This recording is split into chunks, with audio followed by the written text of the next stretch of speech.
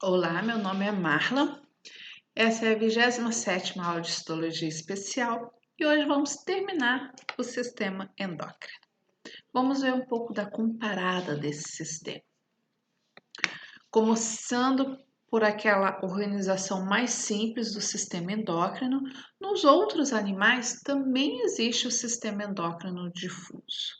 Também está presente naqueles sistemas que a gente já viu para o Homo sapiens, né?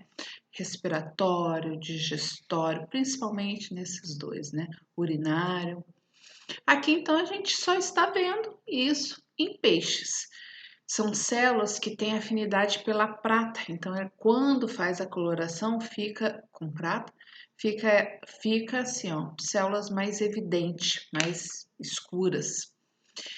E em peixes também vão influenciar na absorção de nutrientes.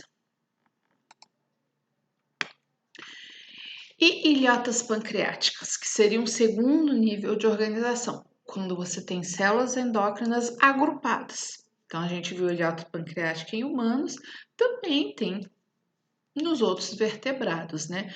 O tamanho, talvez a organização das células, isso aí vai variar. Também consegue-se acompanhar a variação do tamanho dessas ilhotas conforme a idade.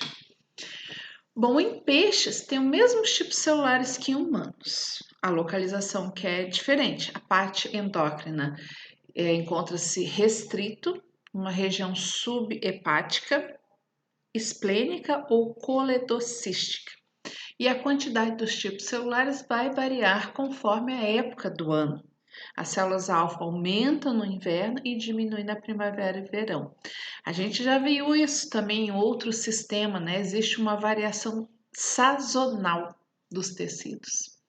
Anfíbios semelhante a humanos, répteis, a variação de tamanho das ilhotas e as células são análogas àquelas que a gente já viu em humano, né? E conforme o animal vai existir uma variação numérica, mas a organização histológica é a mesma. Nas aves é que tem dois tipos de ilhotas, as claras e as escuras. E nas claras predominam as células beta e nas escuras células alfa. Aí sim, teve uma diferença de organização, formando ilhotas diferentes e com células diferentes em cada ilhota. Isso sim, morfologicamente é diferente daquilo encontrado no nosso corpo. E a tireoide? Então, será que os outros organismos também têm? Em peixe, a maior parte não possui a glândula tireoide. Não existe como tirar a glândula tireoide do peixe. Mas as células que produzem os hormônios formam folículos e esses estão dispersos no corpo do animal. Em anfíbio, semelhante ao humano, répteis também têm folículos e aquele folículo, aquele tecido que fica entre os folículos, envolvido por tecido conjuntivo que também emite septo, também tem a célula C. Só que esta célula C, que em nós humanos ele está do lado, né, parafolicular, lá eles faz contato do epitélio do folículo. Nas aves, semelhante de humanos, em galinhas, células parafoliculares ocorrem nos cordões ultimobranquiais. Ou seja, pode não ter o órgão, pode não ter a mesma organização, mas as células que produzem os hormônios vão ser muito semelhantes. Paratireoides. Em peixe é desconhecido. As glândulas ultimobranquiais parece que tem uma função que seria comparável à da paratireoide. Em anfíbios, formado por cordões de células, vai apresentar um ciclo anual distinto, ou seja, conforme a época do inverno vai estar maior, vai estar menor, então vai haver uma regeneração deste órgão e ali no inverno ele diminui de tamanho. Em répteis, semelhante de humanos, só tem as células principais. Em aves, semelhante de humanos, tem as células, só tem as células principais.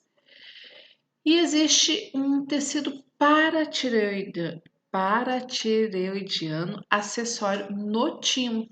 e nas glândulas último-branquiais. E a adrenal? O formato pode mudar, a presença de grânulos dentro das células e o tamanho de cada região da adrenal. Peixe não tem um órgão que possa retirar e falar essa é a adrenal. Os tecidos que a gente viu que forma o córtex da adrenal, a medula da adrenal, ela existe, mas são conhecidos como tecido interrenal ou tecido cromafim. O tecido interrenal é formado por cordões de células. Se tem cordões de células que estão produzindo hormônio, do lado tem os capilares. Vai corresponder à região cortical da adrenal. E o tecido cromafim é homólogo que a medula. E ali as células ficam dispersas, né? Naquela organização em rede. Nos anfíbios tem uma menor quantidade de tipos celulares do que tem a nossa adrenal. Em répteis, aí segue a mesma lógica ali de peixes. E aves tem o tecido cortical, mas que aí não vai dividir naquelas zonas que a gente já viu em mamíferos, né? E as células medulares acontecem em grupo, pequenos grupos de células medulares entre as células corticais. A hipófise. Os tipos celulares que vão produzir os mensageiros químicos são iguais, porém, conforme o animal está localizado em posições diferentes. Uma diferença aí em galinha, que não vai ter a parte intermediária. A parte intermediária em anfíbios e peixes é muito desenvolvida. Lembra que para humanos a função não estava bem relacionada, parecia que aumentava a quantidade de melanina? Pois é, em peixes e anfíbios é muito desenvolvido. E este hormônio produzido ali vai estar envolvido no metabolismo da pigmentação da pele, promovendo então um escurecimento dessa pele. E a parte tuberal da hipófise parece estar relacionada com o controle da sazonalidade de reprodução em vários animais. Então, como a gente tem atividades que são diferentes, né, conforme a classe, esses hormônios podem ser mais atuantes, ter produção maior daqueles hormônios do que em nós, Homo sapiens. As dúvidas a gente tira na aula presencial. Até mais.